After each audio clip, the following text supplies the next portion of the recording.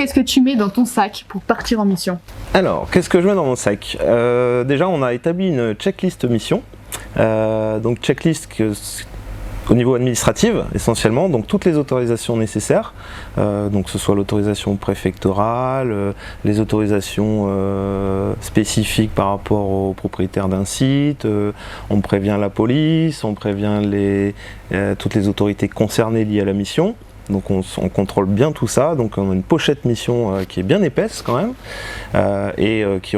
tout ça c'est regroupé dans en quelque sorte un Manex qui est en gros la bible du télépilote de drone, qui référencie tous les drones utilisés et aussi l'humain en tant que télépilote. On check le matériel, la checklist matériel, donc on vérifie bien qu'on ait toutes les batteries chargées, qu'on ait des hélices de rechange, la radiocommande de charger, qu'on ait le retour vidéo de charger, l'application qui est bien mise à jour pour éviter de se retrouver en mission devant le client puis se dire « Ah, on va mettre un quart d'heure pour une mise à jour ». Donc voilà, il y a quand même un bon temps au bureau avant de partir pour bien cadrer tout ça et être serein à partir du moment où on déploie le matériel pour se dire « C'est bon, on peut voler ». Et c'est parti. En fonction des scénarios, il y a effectivement une zone d'exclusion des tiers, donc il y a un périmètre de sécurité, en gros, à mettre au sol en fonction de l'altitude d'évolution du drone.